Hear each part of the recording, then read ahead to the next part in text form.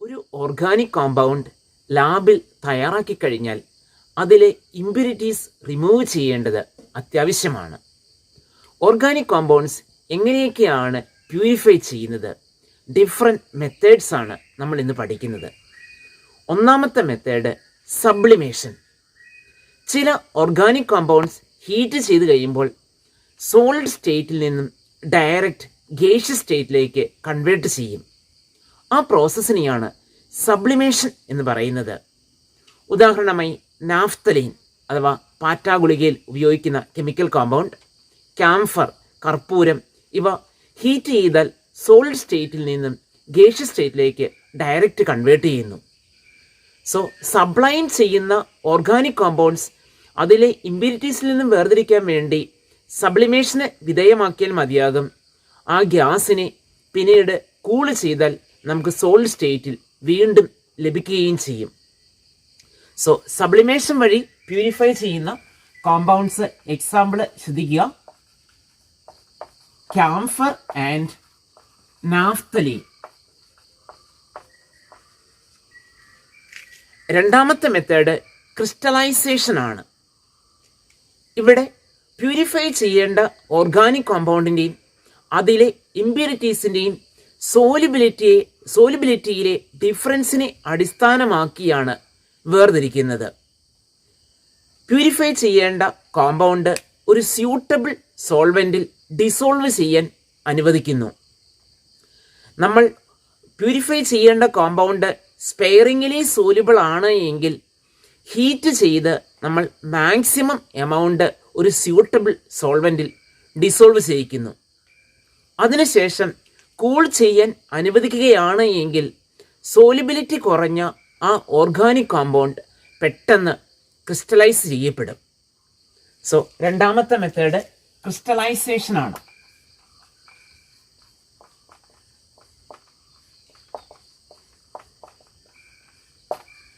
Crystallisation നടത്തുന്നത് അവിടെ കമ്പോണൻസിൻ്റെ solubility ഡിഫറൻസിനെ അടിസ്ഥാനമാക്കിയാണ്. സോലിബിലിറ്റി ഡിഫറൻസിനെ അടിസ്ഥാനമാക്കിയാണ് ക്രിസ്റ്റലൈസേഷൻ വഴി കോമ്പൗണ്ട്സ് പ്യൂരിഫൈ ചെയ്യുന്നത്. ഓർഗാനിക് കോമ്പൗണ്ട്സ് പ്യൂരിഫൈ ചെയ്യാനുള്ള ഒരു ഇമ്പോർട്ടൻറ്റ് മെത്തേഡാണ് ഡിസ്റ്റിലേഷൻ അഥവാ സ്വേദനം. നമ്മൾ പ്യൂരിഫൈ ചെയ്യുന്ന ആ മിക്സറിലെ ഒരു കമ്പോണൻ്റ് വോളറ്റൈലും രണ്ടാമത്തെ കമ്പോണൻ്റ് നോൺ വോളറ്റൈലുമാണെങ്കിൽ ഈ രീതി നമുക്ക് അഡോപ്റ്റ് ചെയ്യാം. നിങ്ങൾ ലോവർ ക്ലാസ്സിൽ പഠിച്ചിട്ടുണ്ട്, കറിയുപ്പ് ലായനിയിൽ നിന്ന് ഉപ്പും വാട്ടറും സെപ്പറേറ്റ് ചെയ്യുന്നതിനായി ഡിസ്റ്റിലേഷൻ നടത്താം. ഒരു റൗണ്ട് ബോട്ടം ഫ്ലാസ്കിൽ പ്യൂരിഫൈ ചെയ്യേണ്ട കോമ്പൗണ്ട് എടുക്കുന്നു, ഇവിടെ കറിയുപ്പ് ലായനി എടുക്കുന്നു. ഇവിടെ ഹീറ്റ് ചെയ്താൽ വാട്ടർ വേപ്പറൈസ് ചെയ്യുന്നു. വാട്ടർ മാത്രമാണ് വോളറ്റൈൽ ആയിട്ടുള്ളത്. വാട്ടറിൻ്റെ വേപ്പർ ഒരു കണ്ടൻസറിലേക്ക് കടത്തിവിടുന്നു. അത് കണ്ടൻസേഷന് വിധേയമായി നമുക്ക് പ്യുവർ വാട്ടർ കിട്ടും. അതൊരു ഫ്ലാസ്കിൽ കളക്ട് ചെയ്യുന്നു. എന്നാൽ കറിയുപ്പ് വോളറ്റൈൽ അല്ലാത്തത് കൊണ്ട് ഈ റൗണ്ട് ബോട്ടം ഫ്ലാസ്കിൽ തന്നെ റിമെയിൻ ചെയ്തുകൊള്ളും. പ്യൂരിഫൈ ചെയ്യേണ്ട കോമ്പൗണ്ട്സിൻ്റെ ബോയിലിംഗ് പോയിന്റിൽ ലാർജ് ഡിഫറൻസ് ഉണ്ടെങ്കിലും നമുക്ക് ഡിസ്റ്റിലേഷൻ അഡോപ്റ്റ് ചെയ്യാം. പ്യൂരിഫൈ ചെയ്യേണ്ട കോമ്പൗണ്ട്സിൻ്റെ ബോയിലിംഗ് പോയിന്റ്സിൽ ലാർജ് ഡിഫറൻസ് ഉണ്ടായിരിക്കണം. ഉദാഹരണമായി അനിലീനും ക്ലോറോഫോമും ഈ മെത്തേഡ് വഴി വേർതിരിക്കാം. ഡിസ്റ്റിലേഷൻ വഴി വേർതിരിക്കുന്ന കോമ്പൗണ്ട്സ് അനിലീൻ ആൻഡ് ക്ലോറോഫോം ആണ്. ക്ലോറോഫോമിൻ്റെ ബോയിലിംഗ് പോയിന്റ് 334 കെൽവിൻ ആണ്. അതേസമയം അനിലിൻ്റെ ബോയിലിംഗ് പോയിന്റ് 457 കെൽവിൻ ആണ്. എക്സാമ്പിൾ നിങ്ങൾ കൃത്യമായി ഓർത്തിരിക്കണം. ഡിസ്റ്റിലേഷൻ വഴി പ്യൂരിഫൈ ചെയ്യാവുന്ന മിക്സ്ചർ അല്ലെങ്കിൽ കോമ്പൗണ്ട് അനിലിനും ക്ലോറോഫോമും ആണ്. ഇവിടെ ക്ലോറോഫോമിന് ബോയിലിംഗ് പോയിന്റ് കുറവാണ്. ഈ മിക്സ്ചർ നമ്മൾ RB ഫ്ലാസ്കിലെടുത്ത് ഹീറ്റ് ചെയ്യുന്നു. ഹീറ്റ് ചെയ്യുമ്പോൾ ലോവർ ബോയിലിംഗ് പോയിന്റ് ഉള്ള ക്ലോറോഫോം ആണ് ആദ്യം ഇവാപ്പറേറ്റ് ചെയ്യുന്നത് അല്ലെങ്കിൽ വേപ്പറൈസ് ചെയ്യുന്നത്. സോ ക്ലോറോഫോം വേപ്പറൈസ് ചെയ്യുമ്പോൾ തെർമോമീറ്ററിലെ റീഡിംഗ് 334 കെൽവിൻ ആയിരിക്കും. ആ വേപ്പറിനെ കണ്ടൻസറിലേക്ക് പാസ് ചെയ്യുന്നു.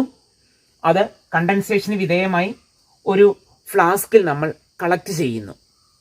ക്ലോറോഫോം പൂർണ്ണമായി വേപ്പറൈസ് ചെയ്ത് കഴിഞ്ഞാൽ ഇവിടെ ബോയിലിംഗ് പോയിന്റ് ഉയരുന്നത് നമുക്ക് കാണാൻ സാധിക്കും. തെർമോമീറ്റർ റീഡിംഗ് ഉയരുമ്പോൾ ആ ഫ്ലാസ്ക് മാറ്റി നമ്മൾ വേറൊരു ഫ്ലാസ്ക് അറേഞ്ച് ചെയ്യുന്നു. ഇനി വരുന്നത് ബോയിലിംഗ് പോയിന്റ് കൂടിയ അനിലീൻ്റെ വേപ്പർ ആയിരിക്കും. നമുക്ക് മറ്റൊരു ഫ്ലാസ്കിൽ അനിലീൻ്റെ വേപ്പർ കണ്ടൻസേഷന് വിധേയമാക്കി കളക്ട് ചെയ്യാൻ സാധിക്കും. ഇങ്ങനെ ബോയിലിംഗ് പോയിന്റിൽ ലാർജ് ഡിഫറൻസ് ഉണ്ടെങ്കിലാണ് സിമ്പിൾ ഡിസ്റ്റിലേഷൻ അഥവാ സ്വേദനം വഴി പ്യൂരിഫൈ ചെയ്യുന്നത്. എന്നാൽ കമ്പോണൻസിന്റെ ബോയിലിംഗ് പോയിന്റിൽ വളരെ ചെറിയ ഡിഫറൻസ് മാത്രമേ ഉള്ളൂ എങ്കിൽ സിമ്പിൾ ഡിസ്റ്റിലേഷൻ വഴി വേർതിരിക്കാൻ സാധിക്കില്ല. അത്തരം അവസരങ്ങളിൽ ഫ്രാക്ഷണൽ ഡിസ്റ്റിലേഷൻ അഥവാ അംശിക സ്വേദനമാണ് ഉപയോഗിക്കുന്നത്. നിങ്ങൾക്ക് പരിചയമുണ്ട്, ക്രൂഡ് ഓയിൽ അഥവാ അസംസ്കൃത പെട്രോളിയത്തിൽ നിന്നും LPG, petrol, kerosene, diesel, paraffin wax തുടങ്ങിയവ വേർതിരിക്കുന്നത് ഫ്രാക്ഷണൽ ഡിസ്റ്റിലേഷൻ വഴിയാണ്. ക്രൂഡ് ഓയിലിൻ്റെ പ്യൂരിഫിക്കേഷൻ നടത്തുന്നത് ഫ്രാക്ഷണൽ ഡിസ്റ്റിലേഷൻ വഴിയാണ്. നമ്മൾ പരിഗണിക്കുക, നമുക്ക് വേർതിരിക്കേണ്ട ആ മിക്സറിൽ 2 കമ്പോണൻസ് ആണ് ഉള്ളത്. അവയുടെ ബോയിലിംഗ് പോയിന്റിൽ വളരെ ചെറിയ ഡിഫറൻസേ ഉള്ളൂ എന്ന് കരുതുക. ഒരു RB ഫ്ലാസ്കിൽ ഹീറ്റ് ചെയ്യുന്നു. ഇവിടെ ഫ്രാക്ഷനേറ്റിംഗ് കോളം എന്ന് പറഞ്ഞ് ഒരു അറേഞ്ച്മെന്റ് കൂടിയുണ്ട്. Different types of fractionating columns available ആണ്. മിക്സർ ഹീറ്റ് ചെയ്താൽ 2ൻ്റെയും വേപ്പർ ഉണ്ടാകുന്നു. ഫ്രാക്ഷനേറ്റിംഗ് കോളത്തിലൂടെ 2 വേപ്പറും പാസ് ചെയ്യാൻ അനുവദിക്കുന്നു. സോ അവിടെ റിപ്പീറ്റഡ് കണ്ടൻസേഷനും ഇവാപ്പറേഷനും നടക്കും. എപ്പോഴും ബോയിലിംഗ് പോയിന്റ് അല്പമെങ്കിലും കൂടിയ കമ്പോണൻ്റ് ആണ് ഈസിയായി കണ്ടൻസേഷന് വിധേയമായി താഴേക്ക് ഒഴുകി വരുന്നത്. അതേസമയം മുകളിലേക്ക് പോകുന്നത് ബോയിലിംഗ് പോയിന്റ് കുറഞ്ഞ കമ്പോണൻ്റ് മാത്രമായിരിക്കും. ഇത് സെവറൽ ടൈംസ് റിപ്പീറ്റ് ചെയ്യുന്നു. അതായത് സെവറൽ ടൈംസ് വേപ്പറൈസേഷനും കണ്ടൻസേഷനും നടക്കുന്നു. സോ ടോപ്പിലെത്തുമ്പോൾ ആ ബോയിലിംഗ് പോയിന്റ് കുറഞ്ഞ കമ്പോണൻറ്റിൻ്റെ വേപ്പർ മാത്രമേ ഉണ്ടായിരിക്കുള്ളൂ. അത് കണ്ടൻസറിലൂടെ പാസ് ചെയ്യാൻ അനുവദിക്കുന്നു. അത് കണ്ടൻസേഷന് വിധേയമായി ഒരു ഫ്ലാസ്കിൽ കളക്ട് ചെയ്യുന്നു.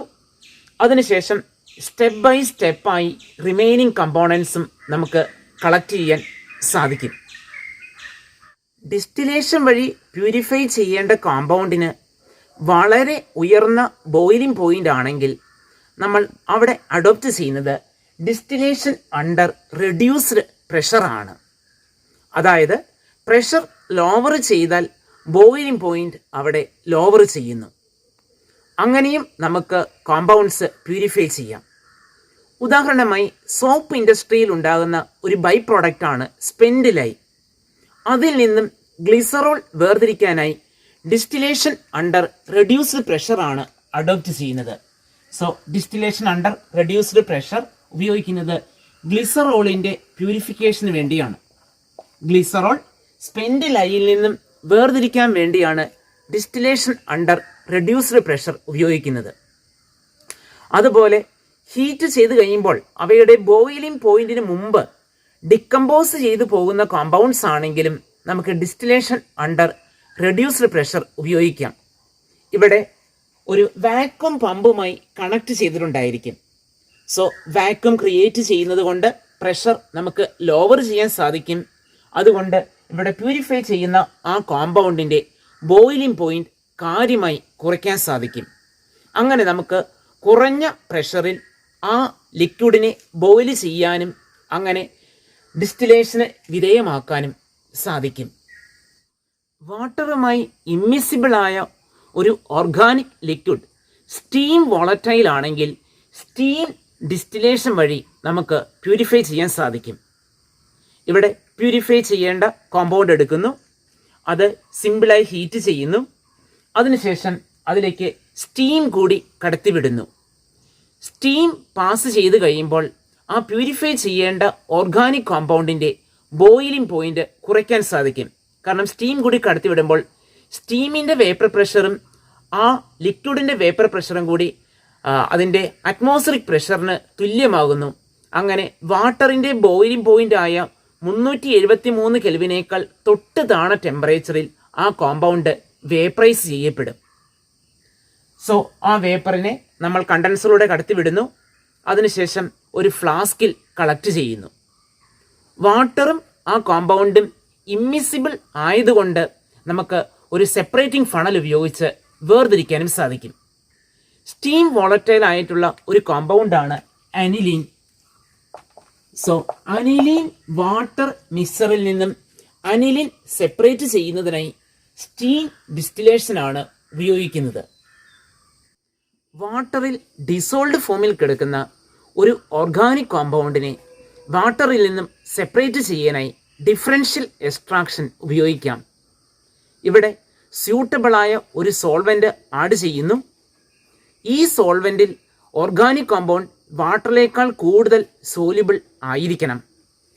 അതിനുശേഷം ആ മിക്സർ എക്സ്ട്രാക്റ്റ് ചെയ്യുന്നു. നന്നായി ഷെയ്ക്ക് ചെയ്ത് കഴിയുമ്പോൾ ആ ഓർഗാനിക് കോമ്പൗണ്ട് വാട്ടറിനേക്കാൾ കൂടുതലായി നമ്മൾ ആഡ് ചെയ്ത ആ സോൾവെൻറ്റിൽ ഡിസോൾവ് ചെയ്യപ്പെടുന്നു. വാട്ടർ വേറൊരു ലെയറായി ഫോം ചെയ്യുന്നു. സെപ്പറേറ്റിംഗ് ഫണൽ ഉപയോഗിച്ച് നമുക്കത് വേർതിരിക്കാം.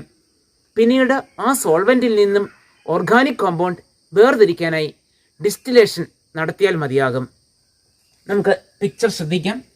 ഇവിടെ ഓർഗാനിക് കോമ്പൗണ്ട് അക്വസ് ലെയറിലാണ് കിടക്കുന്നത്. ഇതിലേക്ക് ഒരു സ്യൂട്ടബിൾ സോൾവെൻ്റ് ആഡ് ചെയ്യുന്നു. ഈ സോൾവെൻറ്റിൽ ഓർഗാനിക് കോമ്പൗണ്ട് ഹൈലി സോല്യുബിൾ ആയിരിക്കും. അത് നന്നായി ഷെയ്ക്ക് ചെയ്യുന്നു. അങ്ങനെ എക്സ്ട്രാക്ഷന് ശേഷം ആ ഓർഗാനിക് കോമ്പൗണ്ട് പുതുതായി ആഡ് ചെയ്ത ആ സോൾവെൻറ്റിലേക്ക് കൂടുതലായി ഡിസോൾവ് ചെയ്യപ്പെട്ട് വരുന്നു. അതേസമയം വാട്ടർ വേറെ ഒരു ലെയർ ഫോം ചെയ്യുന്നു. സെപ്പറേറ്റിംഗ് ഫണൽ തുറന്ന് നമുക്ക് ആ ഓർഗാനിക് കോമ്പൗണ്ടും സോൾവെൻറ്റും പുറത്തേക്ക് എടുക്കാൻ സാധിക്കും. അതിനുശേഷം അത് ഡിസ്റ്റിലേഷന് വിധേയമാക്കിയാൽ ആ പ്യുവർ ഓർഗാനിക് കോമ്പൗണ്ട് ലഭിക്കുന്നു. ഇതിനെയാണ് ഡിഫറൻഷ്യൽ എക്സ്ട്രാക്ഷൻ എന്ന് പറയുന്നത്. ഓർഗാനിക് കോമ്പൗണ്ട്സ് പ്യൂരിഫൈ ചെയ്യാനുള്ള ഏറ്റവും മികച്ച മെത്തഡാണ് ക്രൊമാറ്റോഗ്രഫി. ഇവിടെ ഒരു സ്റ്റേഷനറി ഫേസും ഒരു മൊബൈൽ ഫേസും ഉണ്ടാകും. പ്യൂരിഫൈ ചെയ്യേണ്ട ആ കോമ്പൗണ്ട് സ്റ്റേഷനറി ഫേസിൽ അപ്ലൈ ചെയ്യുന്നു. ദെൻ മൊബൈൽ ഫേസ്, അത് ഒരു ലിക്വിഡോ അല്ലെങ്കിൽ ഗ്യാസോ ആകാം, അത് സ്ലോ ആയി മൂവ് ചെയ്യാൻ അനുവദിക്കുന്നു. അതിനനുസരിച്ച് ആ സ്റ്റേഷനറി ഫേസിൽ അപ്ലൈ ചെയ്ത ഓർഗാനിക് കോമ്പൗണ്ട് സെപ്പറേറ്റ് ചെയ്യപ്പെടുകയാണ് ചെയ്യുന്നത്. രണ്ട് തരത്തിലുള്ള ക്രൊമാറ്റോഗ്രഫിയാണുള്ളത്. Adsorption chromatography and partition chromatography. Adsorption ക്രൊമാറ്റോഗ്രഫിയിൽ ആ ഓർഗാനിക് കോമ്പൗണ്ടിലെ കമ്പോണൻസ് ഡിഫറൻ്റായ റേറ്റിൽ അഡ്സോർബ് ചെയ്യപ്പെടുന്നു എന്നതിനെ അടിസ്ഥാനമാക്കിയാണ് സെപ്പറേറ്റ് ചെയ്യുന്നത്. അഡ്സോർപ്ഷൻ ക്രൊമാറ്റോഗ്രഫി രണ്ട് രീതിയുണ്ട്. ഒന്ന് കോളം ക്രൊമാറ്റോഗ്രഫി, രണ്ടാമത്തേത് തിൻ ലെയർ ക്രൊമാറ്റോഗ്രഫി. നമ്മൾ ആദ്യം നോക്കുന്നത് കോളം ക്രൊമാറ്റോഗ്രഫിയാണ്. അഡ്സോർപ്ഷൻ ക്രൊമാറ്റോഗ്രഫിയിലെ ഒന്നാമത്തെ ടൈപ്പാണ് കോളം ക്രൊമാറ്റോഗ്രഫി.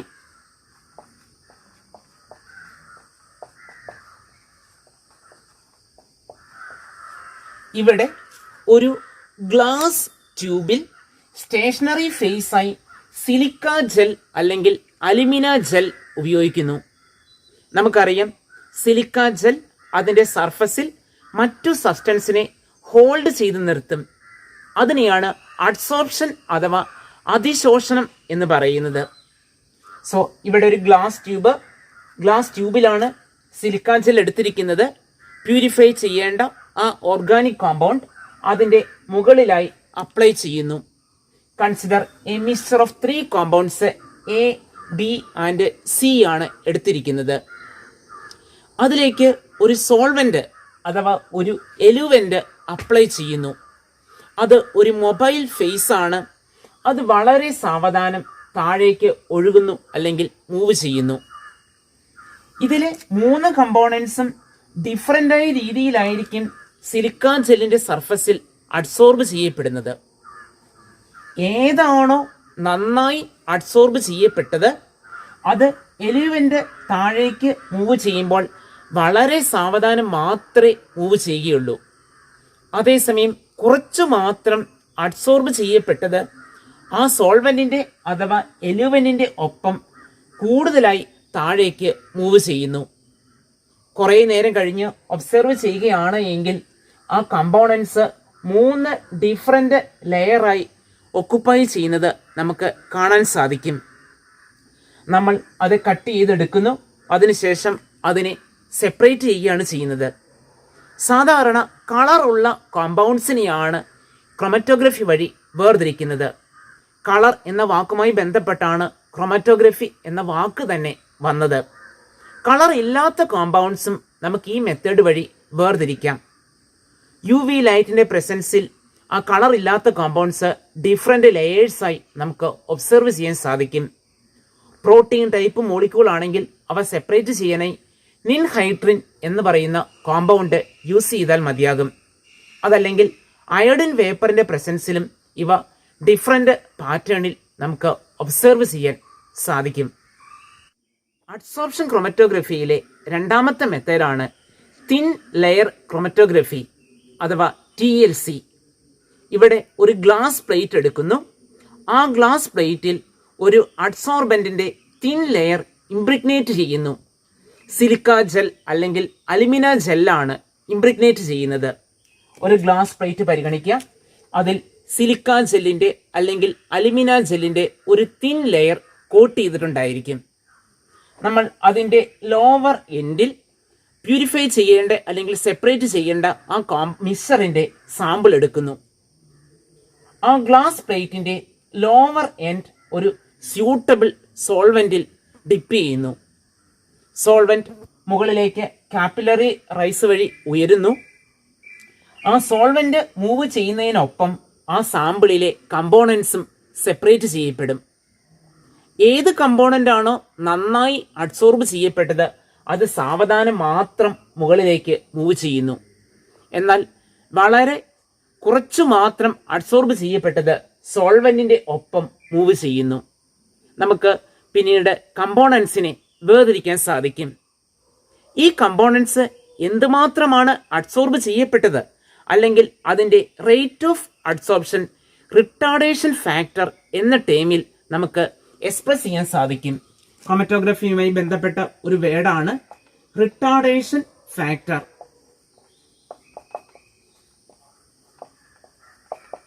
അഥവാ RF വാല്യൂ. RF വാല്യൂ എന്നാൽ ഇവിടെ ആ മിക്സറിലെ കമ്പോണന്റ് മൂവ് ചെയ്ത ഡിസ്റ്റൻസ്. ഇവിടെ ഇതാണ് ബേസ് ലൈൻ എന്ന് പരിഗണിക്കുക. ഇവിടെ B എന്ന കമ്പോണന്റ് ഇത്രയും ഡിസ്റ്റൻസ് ആണ് മൂവ് ചെയ്തത്. അങ്ങനെ ആ കമ്പോണന്റ് മൂവ് ചെയ്ത ഡിസ്റ്റൻസ് X എന്ന് പരിഗണിക്കുന്നു. ദെൻ ആ സോൾവെന്റ് ലെയർ മൂവ് ചെയ്ത ആ ഡിസ്റ്റൻസ് അത് Y എന്നും പരിഗണിക്കുന്നു.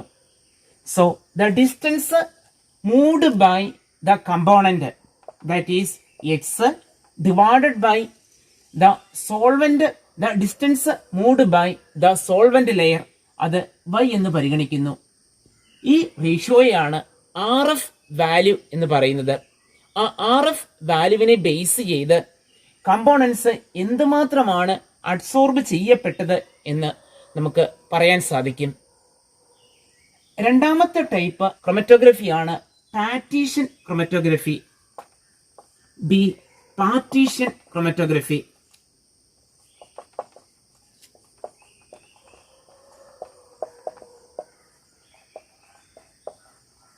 ഇവിടെ കമ്പോണൻസിനെ വേർതിരിക്കുന്നത് ആ കമ്പോണൻസിന്റെ പാർട്ടീഷനിൽ ഏർപ്പെടാനുള്ള ആ കഴിവിന്റെ ഡിഫറൻസിനെ അടിസ്ഥാനമാക്കിയാണ്. ഇവിടെ മിക്സറിലെ കമ്പോണൻസ് ഡിഫറൻ്റായ രീതിയിലായിരിക്കും പാർട്ടീഷനിൽ അല്ലെങ്കിൽ വിഭജനത്തിൽ ഏർപ്പെടുന്നത്. അതിനൊരു ഉദാഹരണമാണ് പേപ്പർ ക്രൊമറ്റോഗ്രഫി.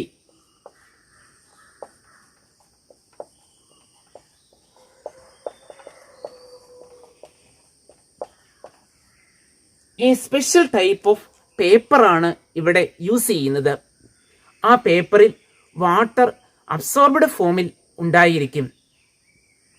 അതിനെ നമ്മൾ ക്രൊമറ്റോഗ്രഫിക് പേപ്പർ എന്നാണ് പറയുന്നത്. തിൻ ലെയർ ക്രൊമറ്റോഗ്രഫിയിലെ പോലെ തന്നെ ആ പേപ്പറിന്റെ ലോവർ എൻഡിൽ സാമ്പിളിന്റെ ഒരു സ്പോട്ട് അപ്ലൈ ചെയ്യുന്നു. അതിനുശേഷം ഒരു സ്യൂട്ടബിൾ സോൾവെന്റിൽ ആ പേപ്പറിന്റെ ലോവർ എൻഡ് വെക്കുന്നു. അവിടെ സോൾവെന്റ് കാപ്പിലറി റൈസ് വഴി മുകളിലേക്ക് ഉയരുന്നു. ആ മിക്സറിലെ കമ്പോണൻസ് ഡിഫറൻ്റായ രീതിയിലായിരിക്കും പാർട്ടീഷനിൽ ഏർപ്പെടുന്നത്. ആ പാർട്ടീഷനിലെ ഡിഫറൻസിന് അനുസരിച്ച് അവിടെ കമ്പോണൻസ് വേർതിരിക്കപ്പെടുകയാണ് ചെയ്യുന്നത്.